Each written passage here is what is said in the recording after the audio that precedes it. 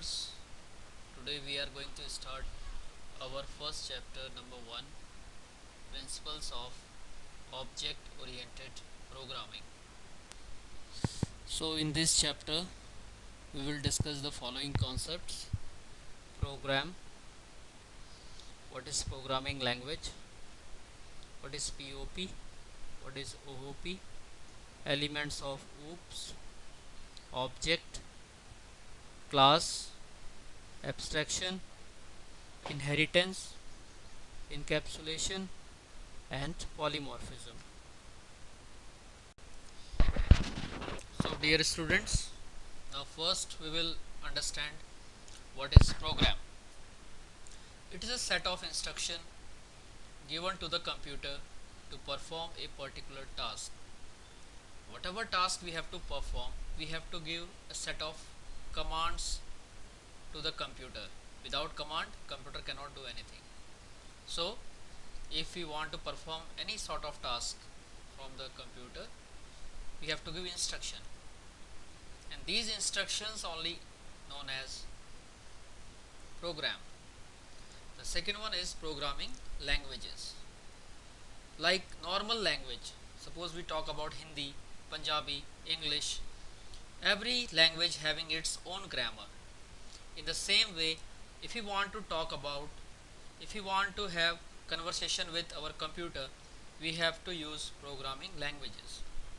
So the programming languages is used to create applications and system programs. So there are few programming languages we have: C, C++, Java and Python. These are the commonly used programming languages at present era.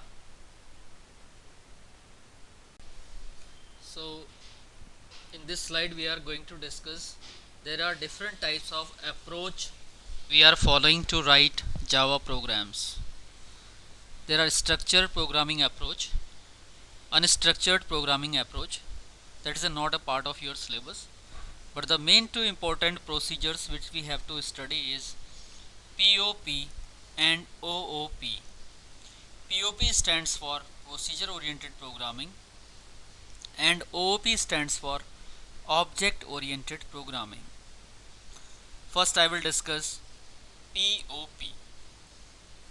In POP, a large program is divided into smaller programs, and these smaller programs or modules is known as functions. And in this programming approach, the main emphasis is given on function. Here all the data is global, so data floats from one function to another function. So here, due to this reason, data security is less. Adding new data and function is difficult in this approach, and the example of this programming language is C language. Next we have object oriented programming approach. In object oriented programming approach, a large program is divided into objects, and each objects are interacting with each other with their corresponding functions. All the data we keep in a single unit, and the name of that unit is object. Here data is kept inside the object or a class, so here data is not freely movable. So in this programming approach, the main emphasis is given on data rather than function. In this, very easily we can add new data and function. So data is kept in a one single unit known as object, so that's why data is secure. So more security is there in this programming approach, and the example of this programming language is Java and C++. Here we are going to discuss two main important elements of object oriented programming. The first one is object. What is object? It is an entity with certain characteristics and behavior. All objects have their own individuality, are distinguishable. An object consists of state and behavior. My dear students, Everything which is visible and tangible in this world is known as object. Visible means which we can see, tangible means which we can touch, and all the objects having its own state, which is also known as attributes, also called as sometimes characteristics, also known as sometimes properties. And second important is behavior. Behavior also known as functions of a object. What is the meaning of state? State represents the attribute or characteristics of an object, or in simple words you can say data values of an object. This is also known as data members. Behavior means represented by functions of an object. This is also known as member function. Identity, it is a unique name given to an object for identification. For example, I will take a very simple example in this. Suppose you can take one example of orange. If I will, orange is what? A object. So what is the state of an object? Spherical in shape. Second, its color. Third, its weight. Fourth, its taste. These all are the state of an orange. And what is the behavior of an orange? Why we are using? It is used to eat. What is the importance of that object? It is comes under a fruit. Next is identity. We have given a unique name to this fruit, and the name of that unique name is orange. So here one more example is in front of you in this slide. Real world object. They have given one object as book, and the characteristics of the book is what? Their number of pages in the book, the number of topics present in the book is known as characteristics. And what is the behavior of a book? It is used for the purpose of reading. It is used for what? To prepare notes. So again I can say that the main important thing is the object. Everything which is visible and tangible in this world is known as object, and all the objects in this world having its own state, behavior and identity.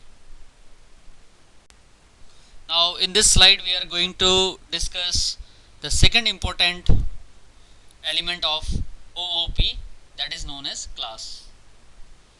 Class, it is a blueprint for an object which contains similar kinds of object.